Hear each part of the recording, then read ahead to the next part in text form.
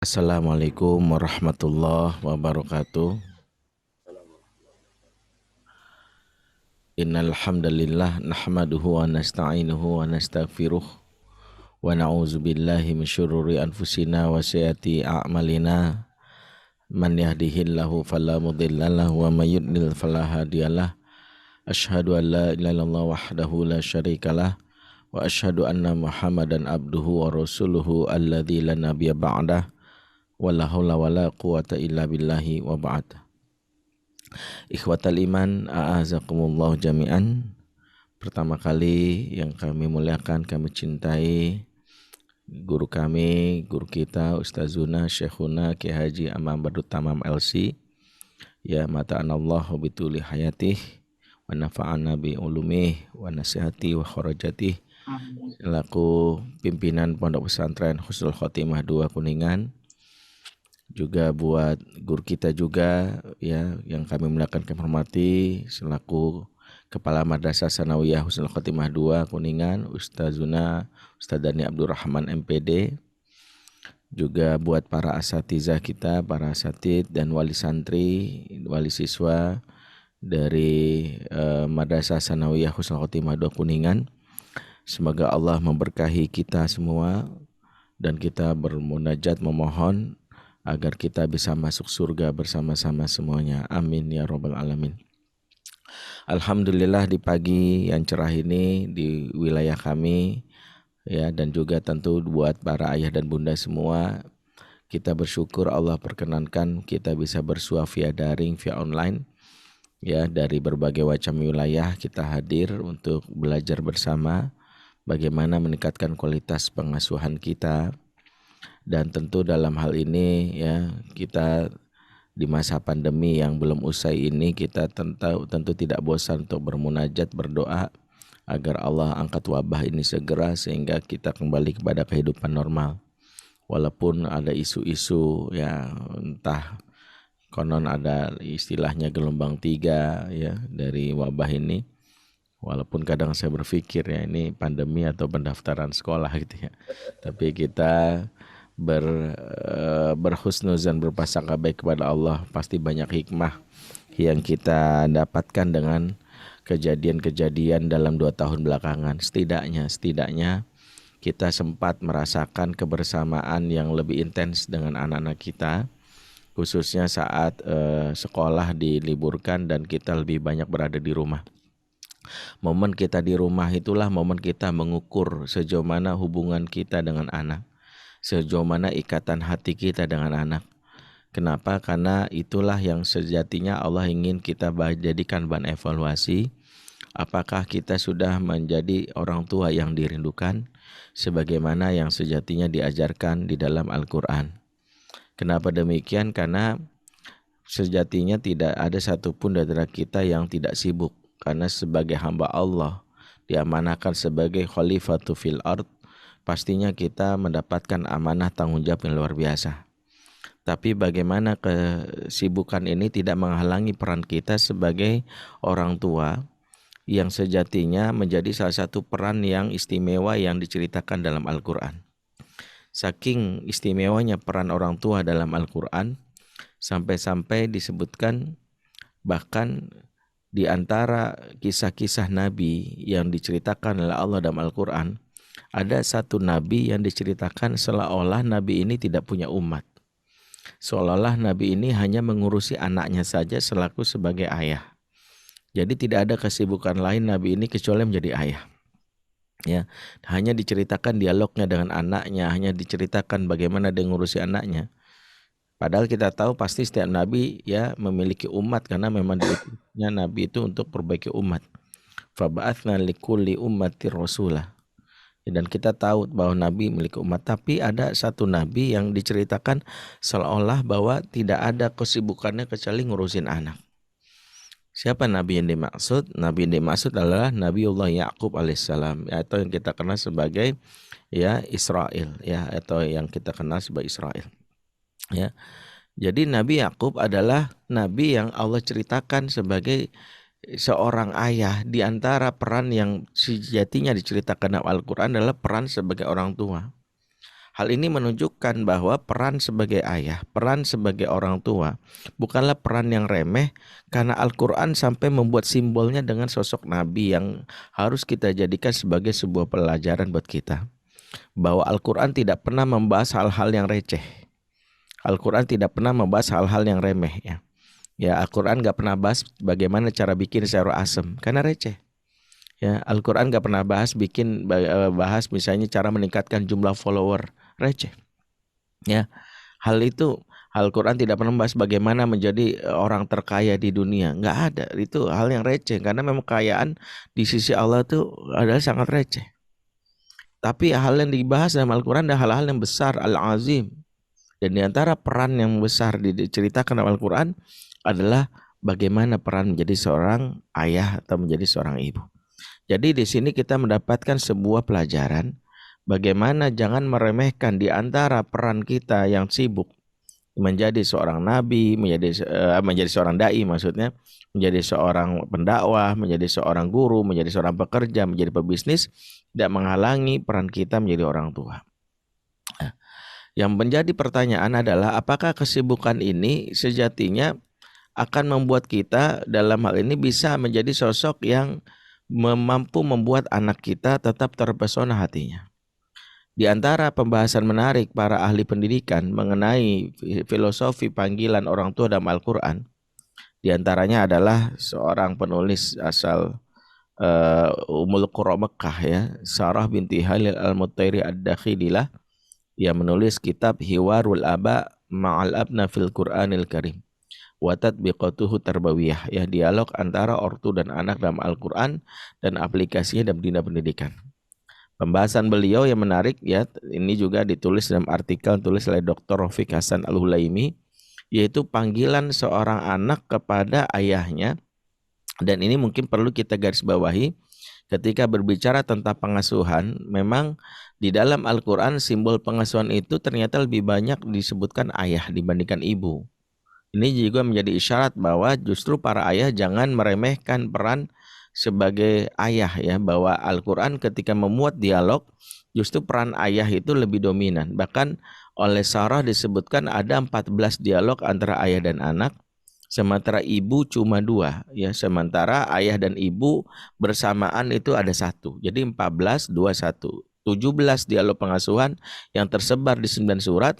Itu 14 dialog itu seputar ayah dan anak. Ya, makanya kita sepanjang tahun pasti familiar ketika khutbah Idul Adha ya, guru kita, kiai kita banyak menceritakan tentang dialog Ibrahim dan Ismail, itu ayah dan anak. Atau yang sangat populer dialog antara Luqman dan anaknya, itu ayah dan anak. Atau Nuh dengan anaknya, itu ayah dan anak. Atau misalnya antara Daud dengan Sulaiman, ayah dan anak. Atau Syekh Madian dalam soal Qasas dengan putrinya, juga ayah dan anak. Ya, atau mungkin banyak sekali Yakub juga dengan anak-anak, itu ayah dan anak. Ya, sementara ibu cuma 2 ya. Kalau kita lihat misalnya dialog antara Maryam dengan Nabiullah Isa alaihissalam, atau disebutkan oleh Al-Mu'allif penulisnya itu dialog antara ibunda Nabi Musa dalam soal Qasas dengan saudara perempuan Nabi Musa ya. Dan satu lagi dialog yaitu antara ayah dan ibu bersamaan yang tidak jelaskan namanya dalam surah Al-Qasas, itu bersama dengan anaknya. Jadi ada sebuah pembahasan menarik, dan ini lagi-lagi sangat kontras dengan kondisi hari ini ya, ketika Al-Quran berbicara ayah lebih banyak diangkat dengan sebagai simbol pengasuhan, justru para ayah paling malas belajar pengasuhan. Ini sebuah hal yang kontradiktif. Ya, bagaimana ini menjadi sebuah isu yang sekarang menjadi sebuah tamparan keras secara nilai secara faktual maupun secara nilai dalil-dalil yang kita pahami ya. Para ayah sulit atau mungkin malas belajar. Dalam hal ini kita belajar ternyata pertama ayah lebih banyak sebutkan, dan simbolnya ayah memiliki panggilan yang istimewa ya. Panggilan istimewa yang disebutkan di dalam Al-Quran dari anak kepada ayahnya disebutkan oleh Sarah binti Halil adalah ya abati ya abati. Bagi kita ya para santri sudah familiar bahwa panggilan ayah dan bahasa Arab ya, harfun nidanya adalah biasanya abi gitu. Tapi mengapa dipanggil di dalam Al-Quran itu abati, bukan abi? Nah, ini menjadi sebuah pembahasan menarik yang ditulis juga oleh Sarah binti Ali dalam kitabnya tersebut. Disebutkan oleh beliau, abi dalam bahasa Arab disebut nida'u lil mukhattab, panggilan buat ayah yang nampak ada di depannya. Ayah pihak kedua yang jelas kelihatan di depannya dia. Yaitu ayah nida'u lil mukhattab. Sementara abati oleh beliau disebutkan nida'u lil ghaib, panggilan buat ayah yang tidak kelihatan. Jadi ada pembeda.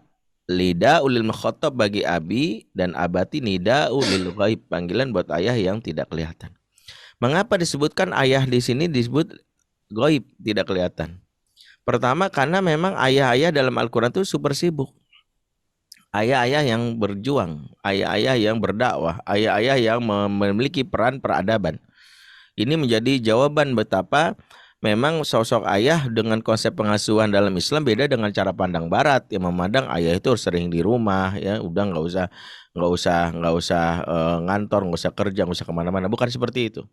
Ya, tapi ayah silakan sibuk. Tapi yang menjadi masalah, kata-kata abati disebutkan ayah-ayah yang memang sibuk, tapi anak memiliki kerinduan yang besar kepada asyauq, sehingga membuat seorang anak memanggilnya adalah ekspresi dari kerinduannya. Ya, jadi ekspresi dari kerinduan anak kepada ayah adalah disebutkan dengan panggilan abati, dan ini membuat isyarat betapa dalam panggilan abati adalah makna ada sebuah makna besar, itu makna kerinduan. Ya. Dan menariknya disebutkan oleh Sarah binti Halil yang kita dapati ketika anak berdialog dengan ayahnya dalam Al-Qur'an dengan panggilan abati, ada sebuah hal yang kita ambil pelajaran. Kalau dari sisi terminologi bahasa bahwa abi adalah ayah yang kelihatan disebut nida ulil mukhattab, sementara abati nida ulil ghaib yang tidak kelihatan. Tapi ternyata ketika Ismail bicara dengan Ibrahim, misalnya dalam surat As-Saffat 102, ya abati fa'al ma tu'mar satajiduni insyaallah minas sabirin, atau ketika misalnya Yusuf bicara sama ayahnya dalam surat Yusuf 4, ya abati inni ra'aitu ahada asyara kaukaba wasyamsa wal qamar ra'aituhum li sajidin. Atau misalnya Syekh Madian putrinya bicara dengan ayahnya surah Al-Qasas, ya abati istajirhu. Atau misalnya ketika Ibrahim bicara dengan ayahnya Azar ya dalam surat Maryam ayat 44 56 ya abati la ta'budu syaitan inasyaitana kana lirrahmani 'asiya. Jadi abati dalam ayat ini ayahnya itu diajak dialog dan kelihatan. Ya, kelihatan.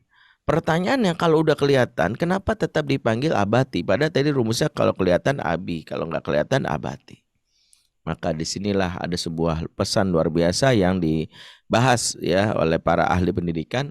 Disinilah hebatnya ayah-ayah dalam Al-Quran, di mana ketika anak memanggil ayahnya dengan panggilan abati, menunjukkan ayah itu bukan hanya dirindukan pas lagi jauh, tapi dekat pun anak masih kangen. Bukan hanya jauh doang, tapi dekat pun masih kangen. Karena kalau jauh doang ya jangan GR, itu bisa jadi rekening anak lagi kosong. Ya bisa jadi kan gitu ya. Papa pulang, Abi pulang, iya Abi pulang. Begitu di rumah ternyata abinya atau ayahnya di ruang tamu, ya anaknya di kamar. Begitu abinya nyusul ke kamar, anaknya menghindar. Maka di antara efek dari perasaan cinta yang tidak bisa dusta ini adalah di saat dekat pun keinginan anak nempel itu sangat kuat, terutama anak-anak di umur 7 tahun ke bawah.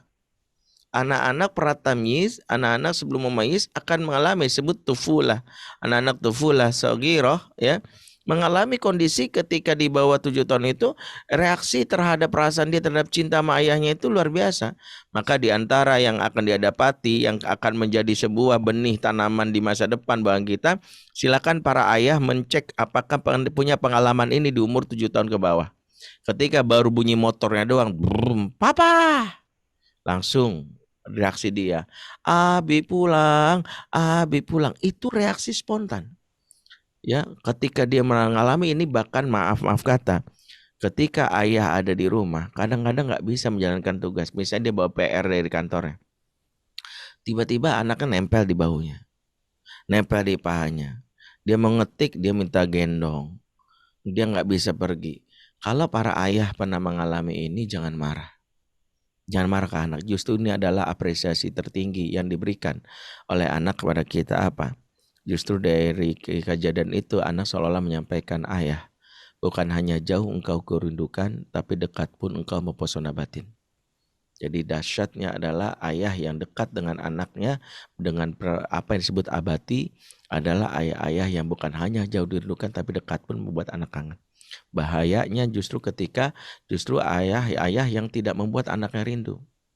Ya, ada ayah-ayah yang baru pulang, baru bunyi mobil otomatis anak tepuk jidat, ya pulang lagi. Nah, apa sih ayah pulang gitu ya, sampai bilang sama mama kenapa sih ayah nggak lembur aja gitu ya.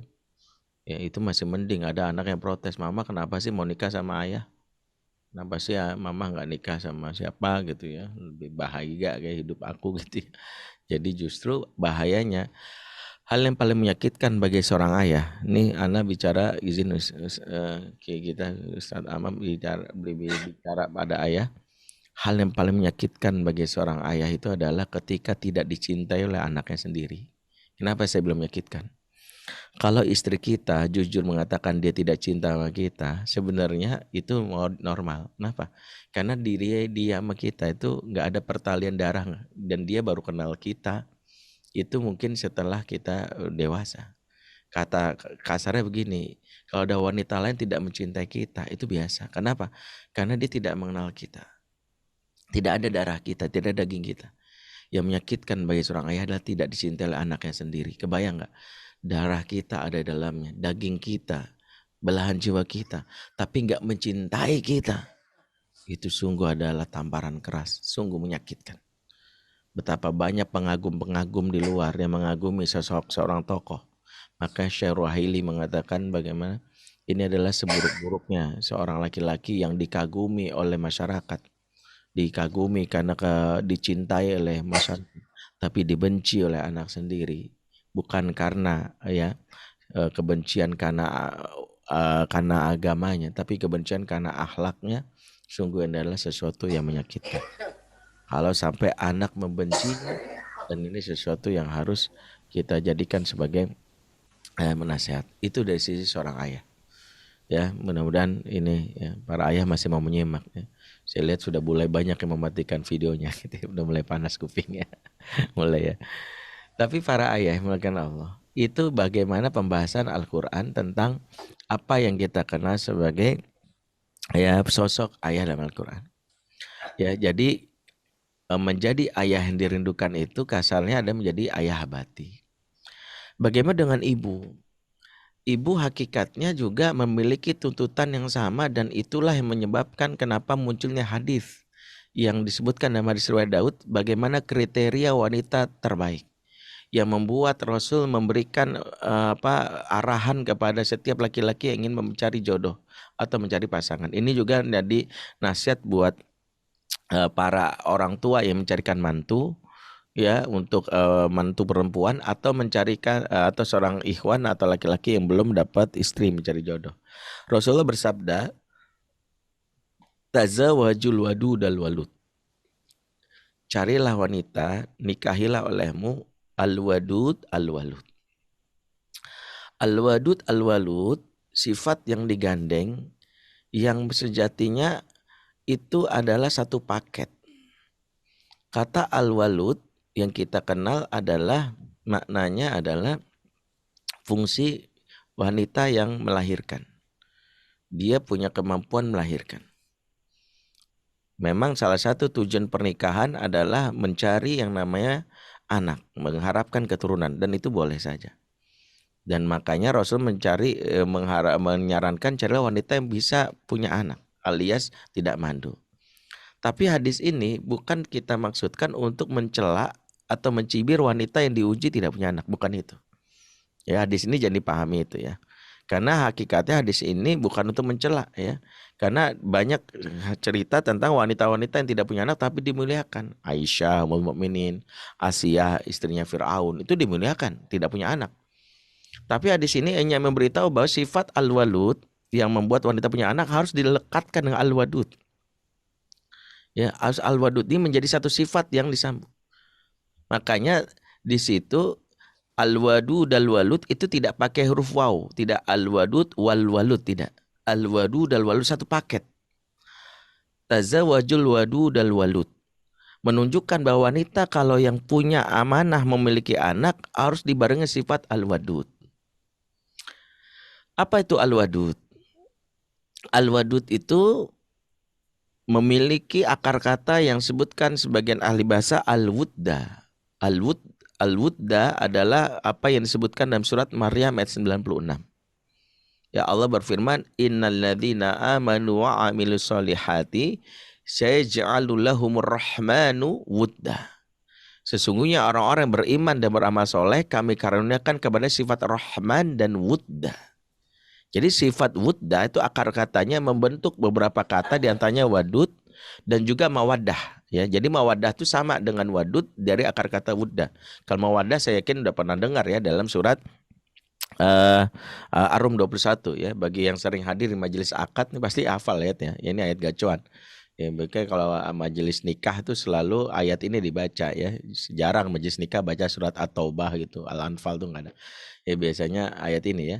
Wa min ayatihi an khalaqalakum min anfusikum azwajan litaskunu ilaiha wa ja'ala bainakum mawaddata wa rahmah. Jadi kata mawaddah itu ada yang sejatinya sama dengan wadud. Bedanya di mana? Secara spesifik maknanya sama tapi bedanya di objek umumnya. Mawaddah itu identik disebutkan itu identik dengan pasangan. Makanya sebut azwajan litaskunu ilaiha. Tapi kalau wadud identik dengan waludnya. Ya, itu kalau kita mau lihat secara spesifik maknanya. Tapi maknanya kurang lebih sama. Maknanya kurang lebih adalah cinta yang besar yang berujung kepada kedekatan fisik, itu disebut mawaddah. Makanya Imam Hasan Al-Basri kalau ditanya tentang makna mawaddah, beliau mengatakan mawaddah aijima. Mawaddah itu ada berjima karena puncaknya saking cintanya itu ingin berhasrat bersentuhan fisik sampai berjima. Makanya salah satu indikator mawaddah kalau suami istri itu ingin berdekatan secara fisik. Ya, ibu-ibu kalau sering ditoel-toel sama suami itu tanda mawaddah ya. Apa sih mas gitu ya, itu mawaddah. Jadi kalau dipegang pipinya, lagi di dapur dipepetin, kamu tuh nakal nanti kena minyak nih. Nah itu namanya mawaddah. Jadi mawaddah itu kecenderungan ingin berdekatan fisik. Ya kedekatan fisik, pengen nempel ya. Kalau kita naik angkot ya bersandar di bau suami ya. Kalau di bau jalan kan dilarang ya. Kalau di bau suami silakan. Kalau misalnya pesta kondangan walimah itu kita menggandeng tangan suami, itu bukan mau show off sama jomblo, itu karena kita pengen menunjukkan ya bukan bersamamu aku tenang, ya tanpamu aku tak nyaman. Itu jadi mawaddah itu keinginan ingin berdekatan secara fisik. Maka suami istri kalau mawaddah itu selalu ada sentuhan fisik.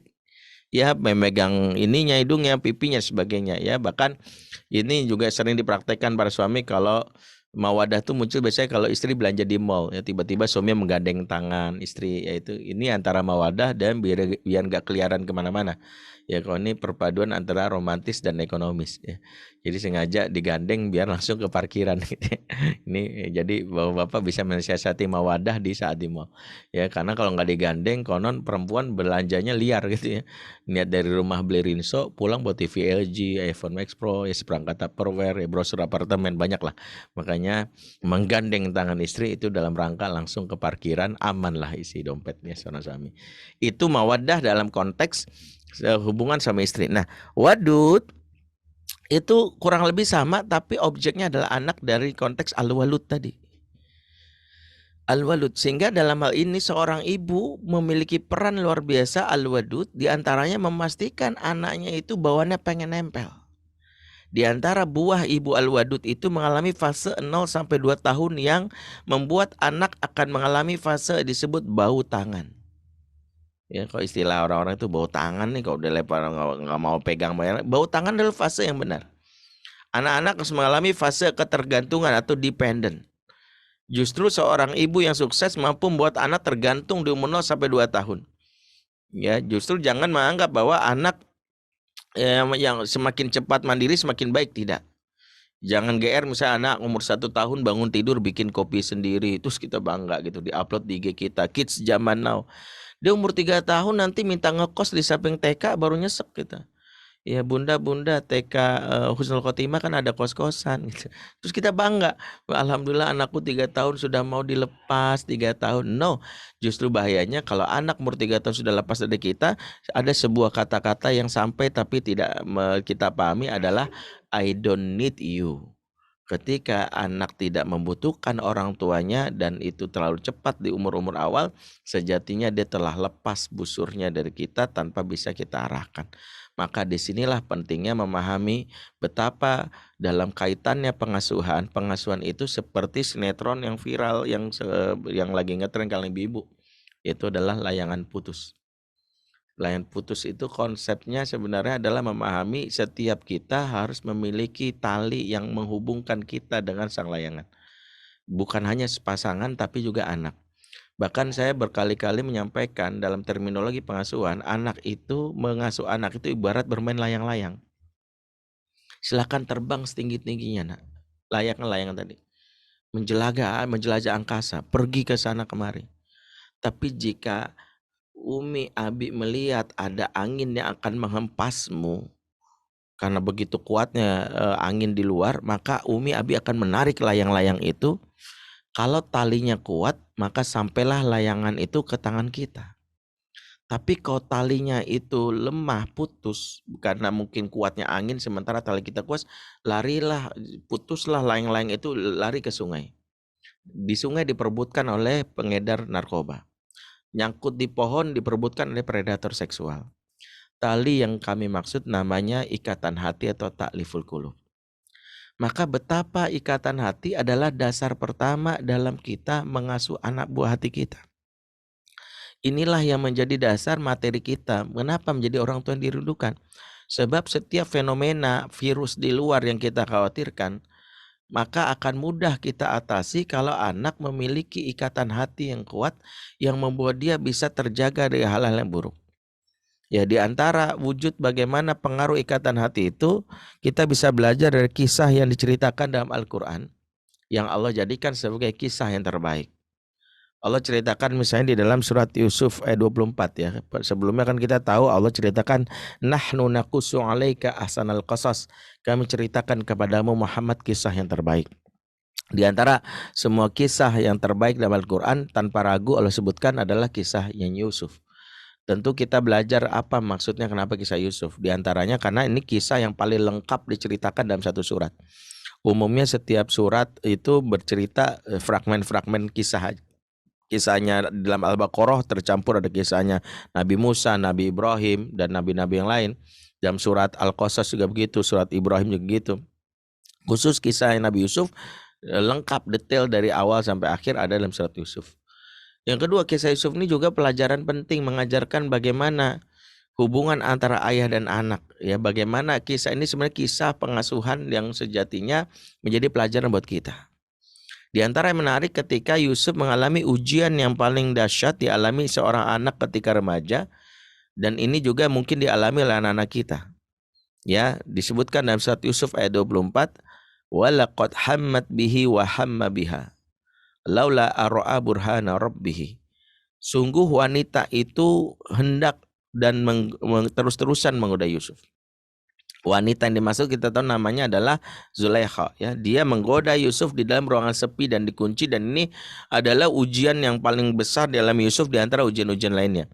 Berkata Syekh As-Sa'di dalam tafsir Taisir Karimir Rahman fi tafsir Kalamil Manan, ya, mengenai ayat ini kata beliau, hadhihi mihnatu azimah a'zamu ala Yusuf. Ini ujian yang paling dahsyat dialami Yusuf, dan ini adalah ujian yang memang sejatinya ujian dialami setiap manusia, khususnya laki-laki, dianggap paling berat, yaitu ujian syahwat. Ujian syahwat itu ujian paling berat. Anak kita tuh kalau sudah kena syahwat bahaya. Makanya kenapa ya Rasulullah mengingatkan, ma taraktu ba'di fitnatan adoro ala rijali minan nisa. Tidaklah aku tinggalkan fitnah yang berat bagi laki-laki, yaitu diantaranya fitnah perempuan. Fitnah perempuan atau syahwat ini hal yang paling mengkhawatirkan. Bahkan Imam Qurtubi dalam tafsirnya ketika membahas zuina linnas hubus syahawati minan nisa'i wal banin wal qanatiri min qantarati minadh dhahabi wal fiddah dan seterusnya, dalam surah Al-Imran 14 disebut wanita sebagai syahwat yang pertama kali sebagai ujian bagi manusia. Karena memang dampak kerusakannya jika seorang laki-laki kena ujian perempuan itu minimal 2 kata beliau. Kata Imam Qurtubi, laki-laki itu kalau udah kena fitnah syahwat, satu, dia akan memutuskan silaturahim dengan pihak manapun yang menghalangi hubungan dia dengan si perempuan. Itu dahsyatnya. Makanya di antara penyebab kenapa anak kita tiba-tiba durhaka kepada orang tuanya, padahal dulunya baik, biasanya ini urusan perempuan, urusan syahwat. Ya, dan itu juga diingatkan oleh Imam Bukhari dalam kitab Adabul Mufrad. Jadi Adabul Mufrad itu bab pertama kan tentang birrul walidain, ditutuplah dengan hadis tentang ma taraktu ba'di fitnatan ador ala rijal minan nisa, itu fitnah perempuan bagi seorang anak laki-laki yang bisa saja dia memutuskan silaturahim sama bapaknya sama ibunya gara-gara perempuan. Ini dahsyatnya fitnah perempuan. Jadi bapak ibu ke anak udah remaja tiba-tiba biasanya kalem banget, tiba-tiba kok ngelawan gitu ya, maka wajib kita belajar, mungkin dia sedang jatuh cinta kepada lawan jenisnya yang membuat dia bikin jadi menjauh dari kita dan kita. Yang kedua, kata Imam Qurtubi, laki-laki kalau udah kena fitnah syahwat itu adalah dia akan mengumpulkan harta yang banyak tanpa peduli halal dan haram. Ya, makanya awal korupsi itu lagi-lagi fitnah perempuan juga.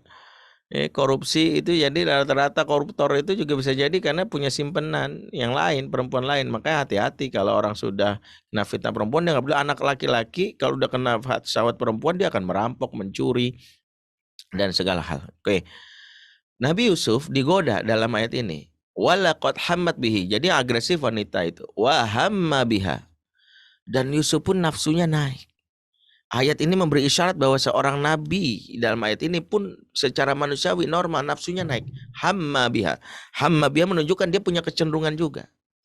Bahwa Yusuf pun sebagai laki-laki normal itu juga nafsunya naik. Ini juga menjadi pelajaran buat siapapun dari kita.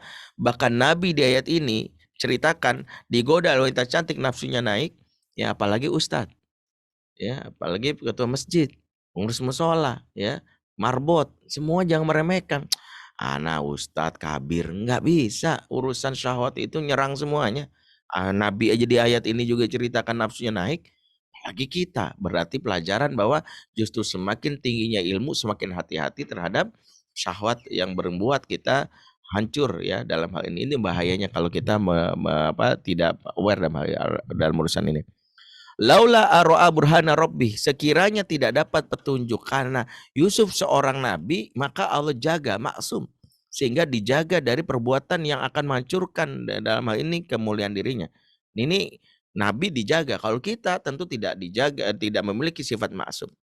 Maka ayat ini menjadi pelajaran, Allah memberi petunjuk burhan kepada Yusuf bagaimana dia supaya tidak sampai melakukan perbuatan hina tersebut. Nah pertanyaannya, bagaimana cara Allah memberi petunjuk kepada Yusuf? Dan sebagian riwayat menyebutkan Allah mengirimkan petunjuk lihat gambar neraka, surga. Tapi ada yang menarik dan ini tulis oleh Syekh Amin Asinkiti dalam kitab Adwaul Bayan. Ya, beliau ulama asal Mauritania. Asinkit kita tahu udah ulama yang kuat hafalannya. Ya, kalau ulama yang kuat Quran kan Mesir ya, kalau hafalan tuh Mauritania, Sinkit.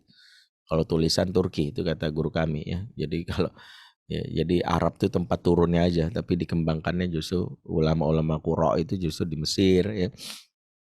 Ya ulama-ulama penghafal yang kuat hafalannya tuh Mauritania yaitu Sinkit ya. Makanya kalau di Saudi itu kalau ada ulama gelarnya Asinkit itu luar biasa dihormati ya. Di antaranya Syekh Amin Asinkiti ini menulis kitab Adwaul Bayan. Di dalam keterangan beliau dari beberapa jalur disebutkan cara Allah memberi petunjuk kepada Yusuf yang hampir saja tergoda dengan godaan syahwatnya Zulaikha adalah Allah menghadirkan wajah ayahnya yang terpisah jauh walaupun saat itu Yusuf sedang di Mesir, ayahnya ada di Palestina. Berkata Imam Mujahid, Ro'a suratan Yakub alaihissalam fil jidar. Ya Yusuf melihat wajah ayahnya di dinding. Tiba-tiba Allah hadirkan wajah ayah. Lagi-lagi ini sosok figur ayah yang kuat. Wajah ayah dihadirkan. Ya dalam redaksi yang lain dalam riwayat Muhammad bin Sirin ya nampak wajah ayahnya geram ya menggigit jemarinya. Matsalallahu Yaqub adan la usbu'aihi ya. Kemudian ayahnya berkata fahuwa yaqulu lahu ya, dia berkata kepada Yusuf, Yusuf bin Yaqub bin Ishaq bin Ibrahim Khalilur Rahman, disebutkan nasabnya. Ismuka maktubun fil anbiya wa ta'mal amala sufa. Yusuf keturunan Yakub, keturunan Ishak, keturunan Ibrahim. Ini dijelaskan karena Yusuf ini kan sebut Ibnul Karim, Ibnul Karim, Ibnul Karim. Ya, dari yang mulia, dari yang mulia, dari yang mulia. Dijelaskan nasabmu mulia loh, bapakmu yang namanya Yakub, ya dari Ishak, Ishak juga mulia, dari namamu tercatat di antara para nabi. Kenapa kau lakukan perbuatan orang bodoh? Mengingatkan nasab itu juga salah satu cara juga menjaga anak dari perbuatan yang buruk. Ingat kamu anak kiai, boleh aja. Kamu anak ulama, terah kamu ulama, bapak kamu pejuang. Ya itu boleh saja diingatkan. Ya, dalam riwayat lain misalnya Imam Qatadah juga mengatakan redaksi yang kurang lebih sama. Ya dia marah, ayahnya menggigit jari jemarinya kemudian berkata, "Ya Yusuf, atahumu bi amali sufaha wa anta maktubun fil anbiya," gitu. Jadi berkata ayahnya, "Hai Yusuf, kenapa kau lakukan perbuatan orang bodoh, sufaha," gitu ya. Sementara engkau tercatat sebagai nabi. Jadi ini peristiwanya sangat singkat. Saat nafsu naik, Zulaikha menggoda, tapi ayahnya hadir sebagai penyelamat dengan nasihat yang singkat dan mengejelap ke hati. Dan gara-gara itulah disebutkan para ulama, ya, fadzalikal burhan. Itulah petunjuk Allah yang dimaksud di dalam surat Yusuf 24. Fantazallahu kulla syahwatin kanat fi mufasilihi. Maka Allah mencabut syahwat yang saat itu ada di persediaan Yusuf sehingga Yusuf pun meninggalkan tempat yang diajak mesum oleh Zulaikha tadi. Yang menariknya disinilah pelajarannya. Betapa ayat ini memberitahu hubungan ayah dan anak yang kuat, hubungan anak yang kokoh, akan menjadi penyebab anak terjaga dari masa-masa kritis saat berada di luar. Di antaranya adalah ketika ayah menjadi maroji al-ula, menjadi rujukan pertama bagi anak di saat dia mengalami berbagai macam informasi yang membuat dia pusing. Sekarang berseliweran hoax berita. Ini yang harus saya percaya yang mana? Di antara yang akan dijadikan rujukan pertama adalah dia akan bertanya dulu ke ayahnya. Ini dalam hal ini dia akan menjadikan ayahnya sebagai tempat dia bertanya. Dia bukan nanya ke gurunya dulu tapi ke ayahnya gitu ya. Walaupun bukanlah sesuatu yang salah nanya ke guru, tapi ayah menjadi pagar pertama bagi anak. Bahkan saat anak berada di luar, anak akan tidak mudah tergoda karena ada satu kata yang dia pegang. Apa yang dia pegang? Kata papaku nggak begitu. Kata abiku. Makanya ayah yang dekat sama anak itu akan menjaga anak saat berada di luar. Dia keluar negeri. Dia baru pertama kali misalnya ke Eropa, ke Amerika. Ayahnya dekat dari kecil udah bilang, "Nak, kamu tahu bahwa bumi Allah ini luas. Dan tidak semua orang dalam hal ini ya seperti yang kita kenal selama ini. Waspadalah, hati-hati, jaga Allah, niscaya Allah menjagamu. Berikan hak Allah, sembahlah Allah, hati-hati terhadap fitnah wanita. Menjauhlah dari tempat-tempat yang kamu akan melihat pemandangan haram gitu. Dekatlah dengan masjid, dekat orang soleh." Maka saat dia berada di luar, nasihat ini yang dia pegang. Bahkan maaf ya, ketika suatu saat ada temannya yang berusaha mempengaruhi dia, dia akan konfrontir dengan pendapat ayahnya. Misalnya maaf dia udah remaja, diajak temennya ngerokok lo. Maaf saya nggak ngerokok. Sekali aja, maafan aneh nggak ngerokok. Sekali doang. Enggak, sekali. Masa nggak mau coba? Nggak mau. Dasar lu bencong kan gitu kalau anak remaja. Tadi dia bilang enggak, kata bapak gua justru bencong banyak ngerokok. Jangan marah ya, kata bapak gua, kata ayahku, kata abiku. Kata abi, kata ayah, kata papa adalah salah satu pagar yang menjaga anak saat berada di luar. Makanya dahsyatnya bagaimana hubungan ayah dengan anak adalah menjadi pagar saat anak di luar. Dan ini dibahas oleh para ahli betapa masa-masa kritis dilalui anak khususnya di masa remaja itu bisa dilalui di saat gelombang yang begitu dahsyat ketika ayah dekat dengan anaknya. Bagaimana dengan ibu? Kalau ayah menjadi pagar saat di luar, ibu adalah magnet yang buat anak selalu kangen untuk pulang. Dua hal ini adalah kombinasi yang menarik. Ibu adalah ratu rumah yang menjadikan rumah menjadi tempat yang menyenangkan. Makanya ketika Allah menyebutkan litaskunu ilaiha, itu rujukannya kepada ibu. Kata domirha di sini ada merujuk pada wanita.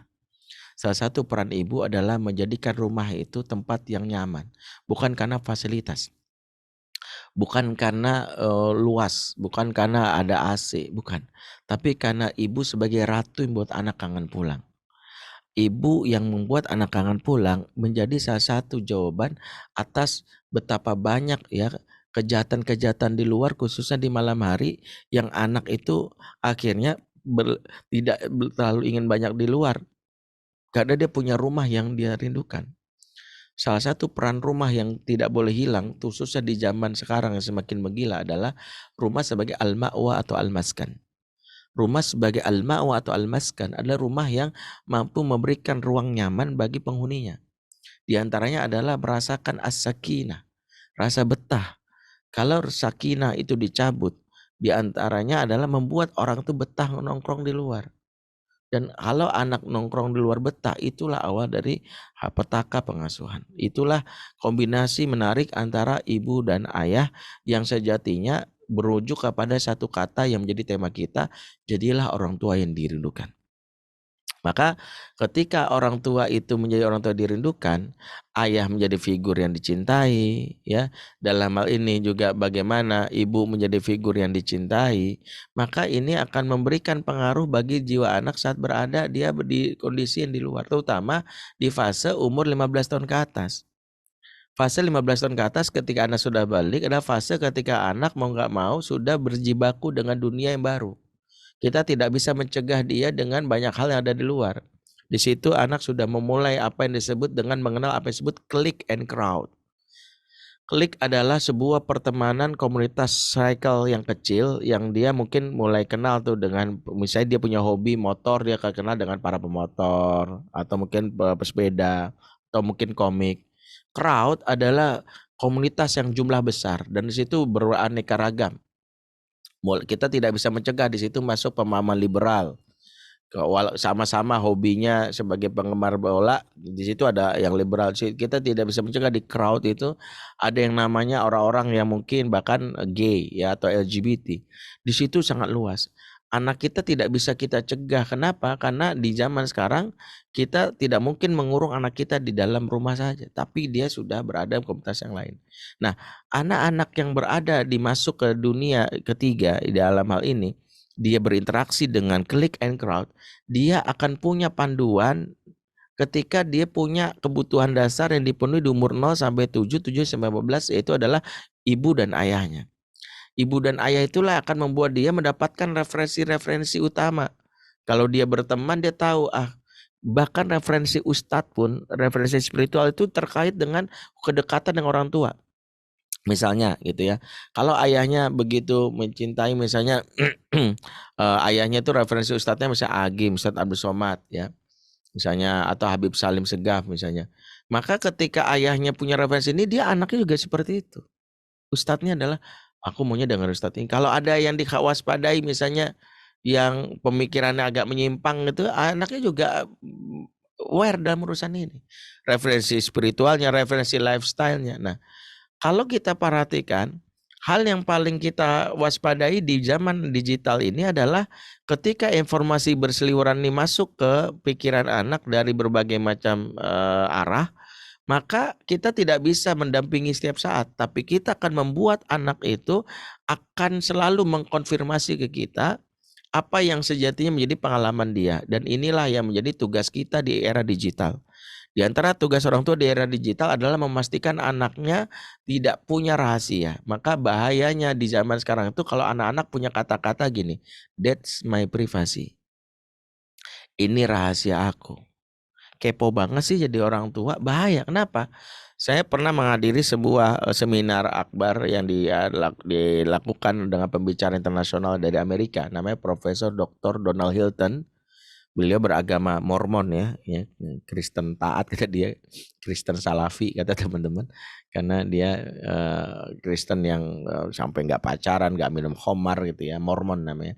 Ya mudah-mudahan Allah beri hidayah pada ya karena saya ngeliat memang orangnya akhlaknya baik sekali dan sisi ya walaupun akidahnya kita juga tentu berbeda. Tapi yang menarik adalah beliau menangani hampir semua masalah pornografi yang bercanduan di belahan bumi Eropa dan Asia dan Amerika juga.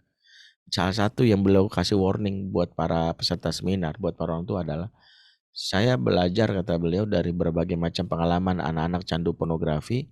Dari situ saya belajar satu hal adalah yang paling mengerikan ketika anak punya kalimat that's my privacy. Karena privasi itulah akan membunuhnya. Anak-anak remaja nggak boleh punya privasi. Alias apa? Ketika dia menutup diri dari orang tuanya itu bahaya. Karena kita tidak bisa mencegah masuknya ya di sosial media itu orang-orang mempengaruhi dia, pikiran-pikiran dia. Saya pernah terkaget-kaget ketika 5 atau 6 atau 10 tahun yang lalu itu sempat heboh seorang remaja yang ikut aksi teroris ya, meledakkan diri dengan aksi bom syahid, dan kita tahu itu teror ya, bukan syahid, tapi dia menteror dan dia umurnya masih muda 18 tahun. 18 tahun dia. Dan waktu itu saya ingat wawancara dari salah satu stasiun TV ke orang tuanya. Di antara yang jadi pelajaran orang tuanya bilang, saya nggak tahu dia ngaji sama siapa. Selama ini rumah tertutup, saya nggak tahu dia belajar Islam dari mana. Ternyata di antara yang kita khawatirkan adalah anak-anak yang banyak tertutup ketika justru berada di luar. Kenapa tertutup? Karena sudah tidak punya hubungan emosi dengan orang tuanya. Makanya Al-Quran juga menceritakan betapa kedekatan ayah dan anak membuat anak itu tidak ragu untuk menceritakan apa yang menjadi kegelisahan dia. Contoh yang sederhana itu lagi-lagi saya ceritakan kisahnya Yusuf. Makanya di antara pembahasan Quran tentang hubungan ayah dan anak memang kita akan dapatkan lebih banyak antara Yakub dan Yusuf. Bahkan Sarah binti Al-Mutairi mencatat di antara peran yang dominan dalam Quran itu adalah peran ayah, itu ada peran Yakub itu. Apa yang menarik, ketika Yusuf suatu malam mendapatkan mimpi yang menggelisahkan, dan ini adalah wilayah privasi seorang anak. Dia mimpi dan diceritakan paginya ketika dialog dengan ayah. Ya abati, inni ra'aitu ahada asyara kaukaba wa syamsa wal qamar ra'aituhum li sajidin. Wahai ayahku, aku bermimpi melihat 11 bintang, matahari dan bulan. Kulihat semuanya sujud di hadapanku. Ini apa? Dia bertanya. Jadi kebayangkan mimpi itu kan wilayah privat. Maaf ya, kita nggak sembarangan loh cerita mimpi kita sama orang.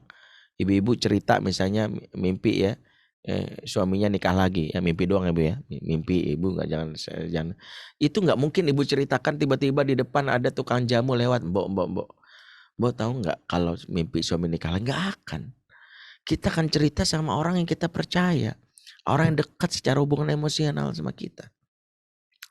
Hal-hal yang privasi pasti kita ceritakan nggak sembarangan orang. Maka seolah-olah ayat ini memberitahu betapa Yusuf memberitahu, ayah aku tuh aku tuh percaya sama ayah. Saking percayanya, aku punya mimpi, tolong jawab apa kegelisahanku ini. Ini menjadi sebuah isyarat bahwa di antara hal yang harus kita raih adalah anak-anak yang banyak menceritakan pengalaman-pengalamannya. Sehingga fungsi ortu di ayat ini adalah membantu anak melewati masa remaja dengan membuka katup emosinya dengan cara dia mau bercerita. Di situ kita menghindari untuk menjudge. Makanya di sini berlaku hukum judgeless. Judgeless itu ada hindari menghakimi dulu. Bagaimana baginda Nabi? Kita belajar dari baginda Nabi SAW. Inilah yang disebut para ahli, dan ini saya belajar juga dari guru-guru kami ya. Ya dari Kiai Haji Akhidun Nur dulu waktu beliau di dulu ada khotimah, dulu ada kalimat beliau at-ta'lif qabla ta'rif ya, beliau mengkaji waktu itu kitabnya Fatihiyah kan. Ikat hatinya sebelum kamu kasih tahu. At-ta'rif qabla taklif ya, beri nasihat sebelum kamu kasih tugas atau beban. At-ta'lif, ikat hatinya. Kalau kata para ahli orang barat, connection before correction. Jangan engkau mengkoreksi sebelum mengkoneksi.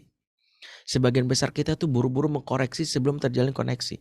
Baginda Nabi SAW suatu hari didatangi seorang anak muda yang hendak berzina.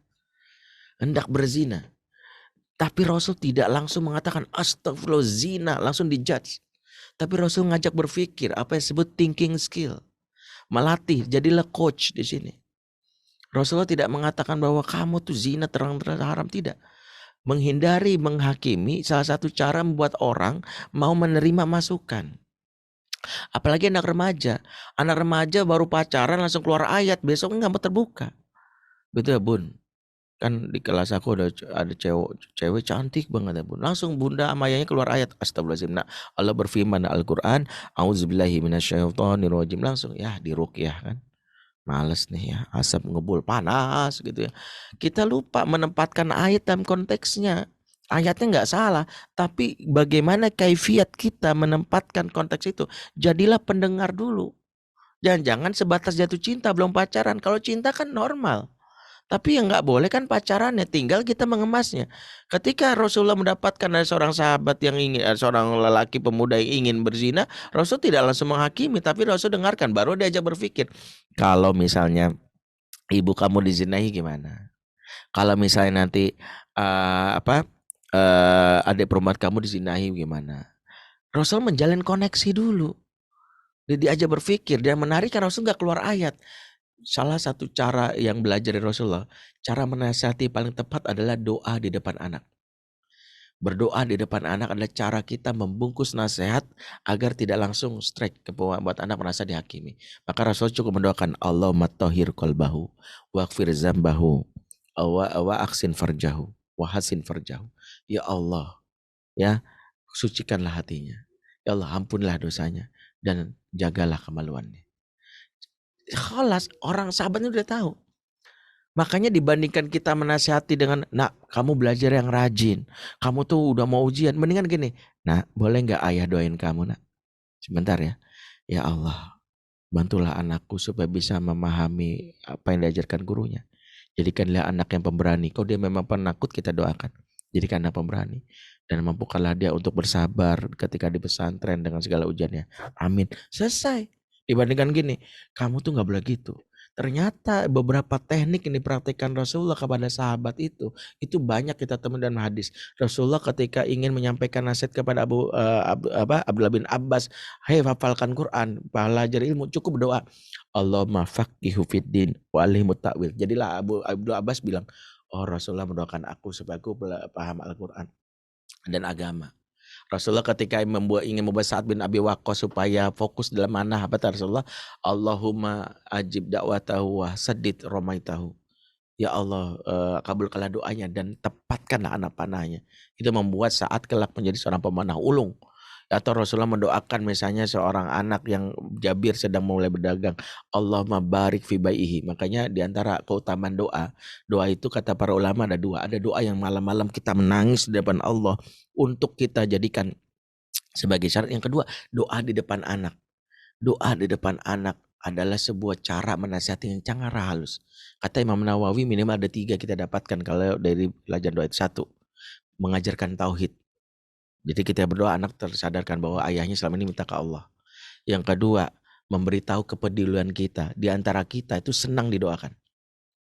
Ya, ketika ada jamaah bilang ke saya, Ustadz, ana doakan antum supaya dipanjang umurnya, disehatkan. Saya bahagia ya Allah, peduli banget nih jamaah ini. Makasih ya, jazakallah khair gitu ya. Yang ketiga, memberitahu tentang harapan kita. Dengan doa tadi sebenarnya kita sedang menasihati dia tapi cara halus.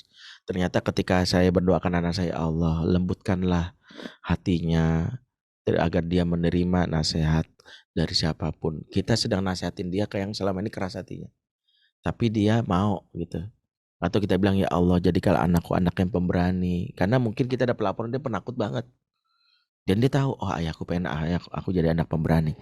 Tapi yang menjadi pelajaran di sini adalah kita belajar bahwa sejatinya kita harus menjadi sosok orang tua yang mampu menjalin koneksi. Dan ketika kita menjalin koneksi ini, pusat kita adalah fokus kepada mengikat hati.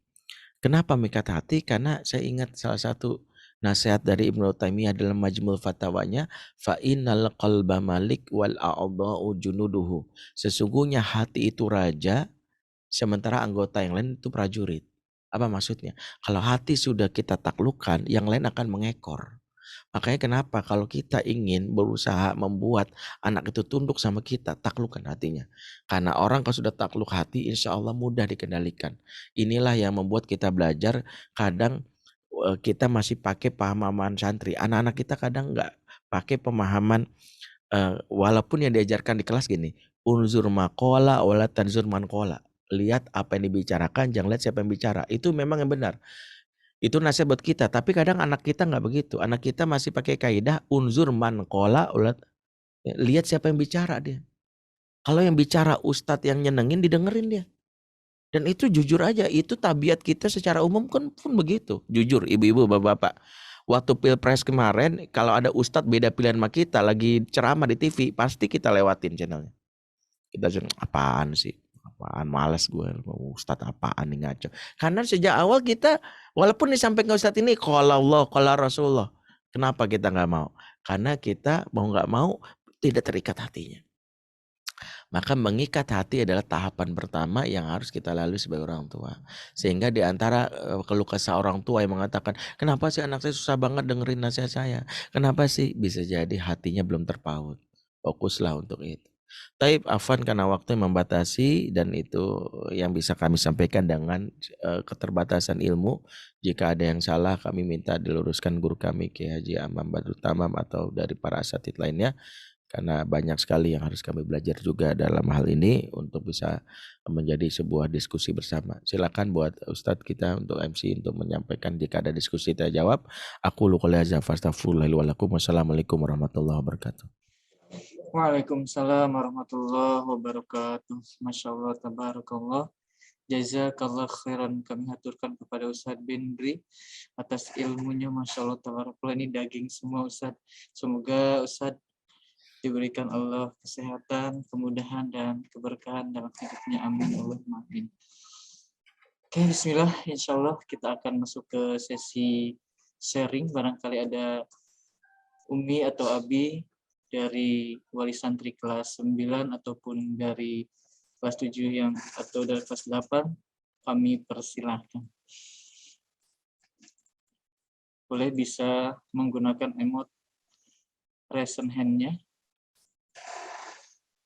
atau via chatting juga diperbolehkan.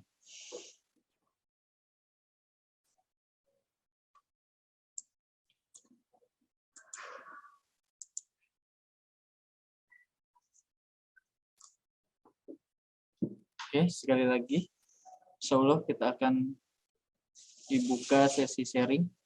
Oke, silakan kepada Nanda Umi dari Nanda Syarif Bagir dari Ambon, kepada Umi Iyaha falyatafaddal mashkur.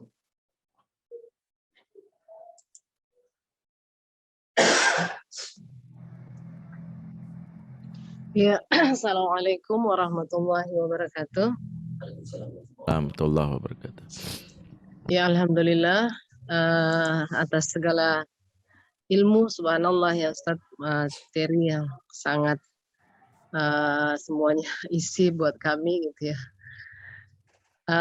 Yang ingin kami sampaikan di sini adalah terkait dengan kondisi anak-anak kita gitu ya. Kondisi anak-anak kita yang tadi juga Ustadz sudah sampaikan bahwa masa-masa anak yang harusnya bersama dengan orang tua, bonding antara seorang anak dengan terutama dengan seorang ayah itu di masa-masa usia dari 7 sampai 15 tahun gitu. Tetapi ala kulihal kami bukan sangat terpaksa, tapi kami karena bekerja juga di luar rumah dan kondisi lingkungan di sekitar juga tidak mendukung, sehingga anak-anak harus kami titipkan di pesantren gitu Ustadz gitu ya, sehingga waktu-waktu yang harusnya waktu-waktu emas yang harusnya anak itu berada bersama dengan orang tua ini masa-masa ini kan hilang gitu Ustadz gitu, sehingga mungkin ada kiat-kiat dari Ustadz untuk masa-masa yang hilang ini kira-kira bisa enggak anak-anak itu dapatkan gitu kan. Kalau liburan tuh kan cuman sebentar saja gitu ya, 1 bulan, mereka juga merasa sepertinya kayaknya kurang gitu. Dan alhamdulillah bahwa kemarin dengan masa pandemi ini kan kondisi ini bisa istilahnya bisa menetralkan lah kondisi anak-anak yang hampir 1 tahun berada di pondok gitu. Kemudian untuk mungkin apa yang harus dilakukan di pondok untuk anak-anak kita yang usia mereka sudah usia 12 tahun ya, sudah harus kita taruh di pondok gitu ya. Kira-kira apa yang harus dilakukan oleh pondok untuk menggantikan, istilahnya bukan menggantikan tetapi mengobati lah sedikit jauh dari orang tua ini gitu Ustaz gitu. Artinya ini yang harus dilakukan oleh baik, pondok terkait dengan masalah-masalah ini gitu. baik, Mungkin baik, itu Ustadz yang baik, perlu kami baik, sampaikan. baik Demikian. Umu. Iya. Wassalamualaikum warahmatullahi wabarakatuh. Waalaikumsalam warahmatullahi wabarakatuh. Baik Umu, jazakillah khair ya. Memang mengenai para santri kita di pondok itu, pengalaman saya berdiskusi dengan menjadi konsultan beberapa pesantren itu, santri itu ada 2 kategori. Yang pertama ada santri ideologis, yang kedua santri tragis ya. Kalau santri ideologis itu kalau ditanya, "Kamu kenapa masuk pesantren?" "Aku pengen banget jadi ulama, hafal Quran dan hafal hadis. Kelak kalau aku nanti lulus dari Husnul Khotimah, habis ini aku langsung ke Al-Azhar. Dari Al-Azhar nanti S1-nya di Al-Azhar, S2-nya di Sudan, S3-nya nanti di Saudi. Nanti habis itu aku pulang nanti akan membuat sebuah lembaga kaderisasi para dai di Indonesia." Itu anak-anak yang ideologis karena dia tahu mau kemana. Dan ini ya adalah PR kita, menjadikan anak memahami roadmap tujuannya. Kalau santri tragis ditanya, "Kenapa kamu pesantren?" "Nggak tahu, mamaku repot. Ya, ayahku apalagi sibuk banget, abiku kan kemana-mana terus." Maka ketika dia ngomong ini, teman-temannya juga bilang gini, gue juga. Nah, santri tragis ini kalau udah berkoalisi jadi kuat. Nah, sebagian besar biang kerok pesantren tuh santri-santri tragis yang berkoalisi. Makanya salah satu pemetaan di pesantren itu adalah membedakan mana nih santri-santri yang tragis ini, kita bedain supaya kita tahu penanganan dia ini penanganannya udah beda karena dia ada yang hilang, dia itu ada ruang jiwa yang kosong gitu. Nah, saya percaya para ustazah di sini, para ibu-ibu bapak sini semua anak-anaknya sudah disiapkan apa yang disebut namanya roadmap tadi. Itu pertama. Jadi memang harus disampaikan ya, berdiskusi panjang. Jadi dia tahu bahwa kenapa di pesantren. Seperti kata ustadz kita tadi ya Haji Amam, jangan sampai menganggap pesantren ini bengkel. Ini dia wasilah buat kita mencari tujuan. Ini kendaraan yang kamu sewa dalam tanda kutip untuk menuju tujuan akhirnya.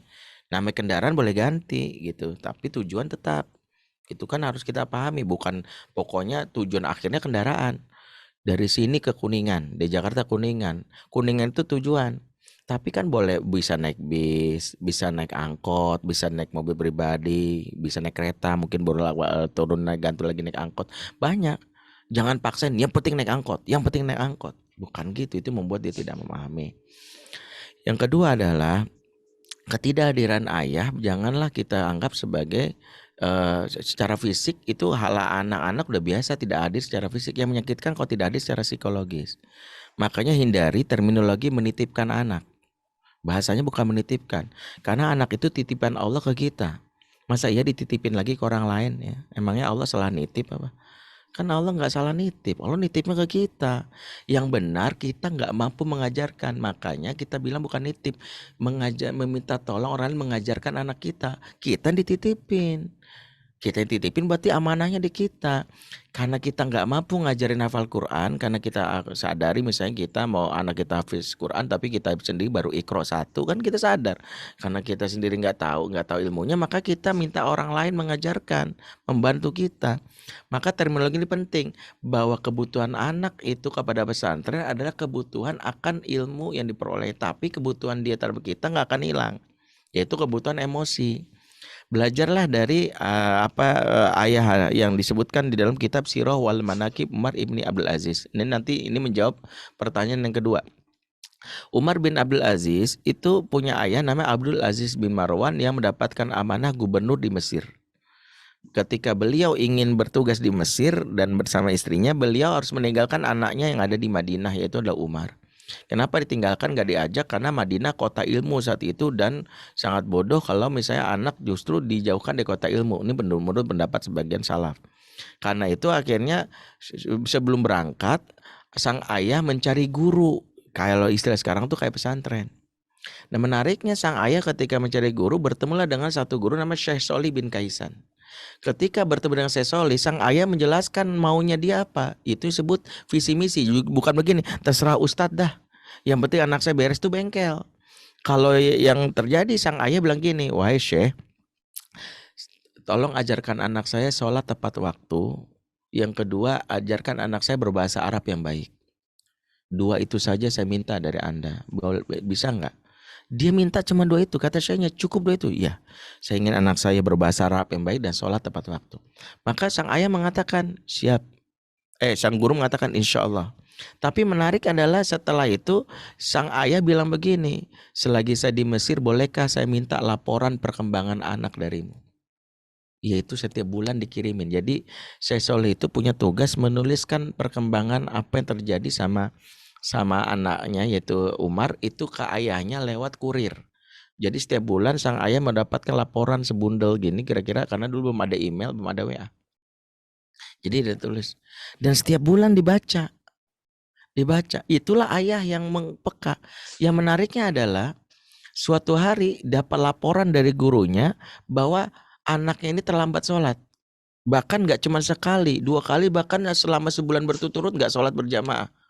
Sang ayah gak suka, kan tujuannya pengen anaknya sholat tepat waktu. Dipanggil gurunya ke Mesir, tabayun. Jadi gak lain memarahi, tanya, kenapa anak saya terlambat sholat? Maka sang guru menjawab, anakmu sekarang sudah ABG, rambutnya gondrong. Jadi kalau mau sholat dia nyisir dulu dandannya lama gitu. Nah ini kebiasaan Umar ketika udah ABG, nyisir dulu gitu, mikirin penampilan gitu ya. Karena itu dia dandannya lama. Sehingga baru disampai ke masjid udah masbuk, udah bahkan ketinggalan. Sang ayah tahu, penyebabnya di sini karena salah satu profil Umar muda, Umar bin Abdul Aziz, dia orang parlente, bajunya paling mahal karena kan dia dibiayain bapaknya sebulan tuh 1.000 dinar.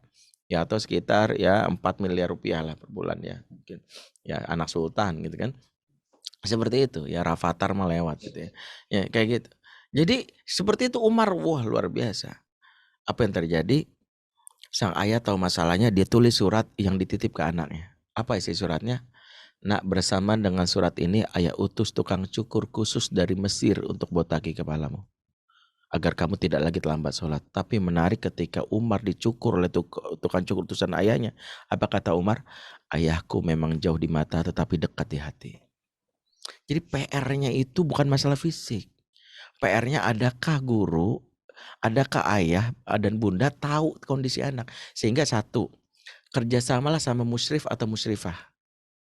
Minimal kalau anak kita ini bilang sama musyrifnya, Ustadz, afwan nih Ustadz, Ana punya ini hadiah ngasih kuota 20 giga setiap bulan Mbak Ustadz gitu ya. Tapi boleh nggak setiap malam gitu Ana dikirimin laporan anak-anak hari ini ngapain aja. Ini penting. Kenapa kita harus mendapatkan informasi tentang anak kita? Satu, agar menjadi bahan pembicaraan kalau ngomong di telepon yang membuat anak tidak bosan. Karena banyak santri itu kalau di telepon itu pertanyaannya udah jawabannya template karena bapaknya kok nanya juga template. Udah makan belum? PR ada nggak? Hafalan kamu udah berapa juz? Itu sampai anak punya jawaban template kalau diangkat udah 10 juz, waalaikumsalam, tutup, selesai. Karena pertanyaan template. Coba kalau mulainya dengan kata-kata gini. Assalamualaikum, waalaikumsalam. Masya Allah yang juara 3 lomba azan, cie. Kok Abi tahu? Iya dong, kan Ustadz Musli juga ngasih tahu ke Abi. Misalnya, Ustadz ini kemarin katanya kena musibah ya Nak ya. Rumahnya misalnya gitu. Jadi bahan pembicaraan. Tahu nggak ketika anak ditanyain tentang hal ini dia bercerita, wah Abi mantau aja ya. Tahu aja kondisinya. Kemarin tuh Abi kaget banget loh ada isu karena Husnul Khotimah tuh yang kan itu yang virus gitu ya. Yang katanya penyebar virus dan sebagainya. Kaget tuh ada-ada aja tuh orang sosmed. Bahan pembicaraan kita jangan bahan pembicaraan yang anak tuh udah nebak polanya. Hafalan kamu udah berapa? Itu udah biasa standar. Bahaslah pembicaraan. Barulah nanti abinya menceritakan tentang apa yang abinya lakukan. Salah satu cara mendownload kelaki-lakian bagi anak laki-laki, kalau ingin detailnya kami punya ruang khusus belajar parenting online intensif itu ada di room chat, silahkan baca. Intinya kalau ingin mendownload kelaki-lakian, ayah bisa berdialog dengan cara menelpon menceritakan, nak tadi abi itu ya kan kebetulan di tetangga itu ada yang meninggal. Abi alhamdulillah ya karena udah ikut daurah jenazah, Abi mengurus jenazahnya tuh. Itu sebenarnya cara ayah menjelaskan tentang kepedulian. Dari situ anak belajar, oh ya oke. Misalnya, nak, kamu tahu nggak Pak Haji Haji Rahman tuh yang tangga itu Ya dia itu kan baru hajatan. Alhamdulillah tuh Abi tadi semalam tuh bantuin. Setiap kisah-kisah ayahnya itu akan memberikan pengaruh bagi anak bagaimana dia bertindak menghadapi situasi. Ya, wallahu alam shawab. Masya Allah, jazakallah khairan Ustaz. Izinkan membacakan 2 pertanyaan lagi Ustaz. Ini di sini ada di room chat. Pertama, Ustaz boleh ya kami diinfokan bagaimana memulai kedekatan ayah bila baru ngeh sekarang. Kegiatan apa yang bisa jadi rujukan memulai kedekatan ini? Yang pertama. Itu kemudian yang terakhir, kalau sudah terjadi bahwa anak sudah tidak terpaut lagi dengan orang tuanya, solusinya seperti apa? Iya. Jazakallah khairan. Baik, yang pertama ada di buku Fatherman ya, mungkin ayah yang bertanya nanti dihubungi admin, saya hadiahi ya. Ya nanti saya hadiahi, nanti admin kami akan menghubungi hadiah buku Fatherman untuk dikirimkan. Silakan baca ya, itu buku ini serial pertama judulnya Ayah yang Dirindukan, Fatherman 1, nanti tinggal baca. Nanti Fatherman 2 download di website kami gratis, www.fatherman.id, judulnya Suara Hati Bunda untuk Ayah, Fatherman 2. Fatherman 3 akan launching, judulnya adalah Ayah Pengembara, ayah yang jarang pulang, itu ada solusinya yang disebutkan di dalam Quran dan Sunnah. Intinya kita bahas tentang itu. Jadi saya karena waktunya terbatas, jadi saya bilang baca buku ini aja ya, nanti di website www.fatherman.id. Bagi yang ingin memiliki bukunya di website itu ada, atau saya izinkan buku ini difotokopi ya, kalau karena khawatir stoknya udah habis, fotokopi dibagikan, nggak boleh dijual ya, bagiin aja ya. Kalau mau difotokopi silakan ya, kalau mau bukunya aslinya tinggal di website www.fatherman.id. Baik, untuk yang kedua, pertanyaan yang kedua itu mengenai apa yang terlanjur. Pertama, ingat satu, tidak ada kata terlambat dalam pengasuhan. Itu kata kuncinya. Ya, terlambat itu hanya untuk datang bulan dan gajian ya. Jadi kita harus pahami dulu. Gak ada kata terlambat. Pertanyaannya adalah semakin kita melewati waktu emas, kita berhutang. Itu disebut hutang pengasuhan. Nah, ada hutang pengasuhan, parenting debt, ada yang disebut namanya adalah luka pengasuhan. Periksa dulu apakah hutang ini terjadi menyebabkan luka atau enggak. Luka itu efek perasaan yang disebabkan hutang yang enggak kita berikan. Perasaan kesal, marah, menjauh, dia malah benci, bahkan dia secara vulgar menyebutkan. Kalau dia merasa benci dan jauh sama kita berarti luka. Kalau luka berarti kita harus mengobati lukanya. Yang paling penting adalah kalau kita menyadari ini, satu, buru-buru kita beristighfar, karena sejatinya ketika kita baru menyadari sekarang berarti kita diingatkan oleh Allah akan kelalaian kita. Mengasuh anak itu amanah, tapi kita lalai, berarti kita hianatnya sama Allah dulu. Berarti kita minta maafnya ke Allah. Bapak, Ibu dikasih mobil, dikasih tahu pemiliknya sebulan lagi saya ambil ya. Ternyata baru seminggu mobilnya, maaf ya, bannya kempes, catnya berbaret ya, joknya juga robek, spionnya patah, maka kita pasti pertama kali itu minta maaf dulu sama pemilik mobil. Anak ini pemiliknya Allah, maka kita minta maaf kepada Allah dengan yakin, ya Allah, aku baru menyadari, ya Allah, lalai banget ya, lupa tanggung jawabku sebagai ku anfusakum walikum naro itu, ya Allah. Makanya kita minta maaf dulu. Banyak istighfar. Yang kedua, perbanyak amal soleh. Karena kita ingin supaya dimudahkan urusan kita dengan kebaikan yang kita lakukan. Innal hasanat yudhibna sayiat, kata Allah dalam surat Hud 114. Kebaikan yang banyak akan mengusir kesalahan kita yang buruk di masa lalu. Yang ketiga, barulah kita minta maaf ke anak kalau memang kita sadari. Nah, yang keempat, kenali hutang pengasuhan untuk anak. Ya, mungkin bisa belajar di video yang kami bikin, ada parenting online intensif yang kami bikin di Fatherman juga, di sharing kelas mendidik anak laki-laki. Ya, di situ ada 28 materi, pelajari apa-apa yang kurang, itu ada mendidik laki-laki umur 0 sampai 7 tahun apa lakukan, 8 sampai 15 terus sama 15 ke atas. Nanti pelajari, di situ ada kuisnya juga. Jadi ada 28 video pelajari. Nanti di situ kita tahu, oh ternyata yang kurang di umur ini. Berarti kita bayar. Ya, kalau misalnya luka berarti harus kita berikan kesempatan dia untuk mendapatkan cinta yang tulus dari kita secara maksimal. Kenali bahasa cinta anak. Intinya gini, apa yang membuat anak itu jauh dari kita adalah ketika dia punya perasaan kecewa. Perasaan kecewa itu hadir satu, karena dia lupa akan konsep takdir. Itu biasanya anak-anak yang gampang terlalu itu konsep takdir, sehingga gampang kecewa.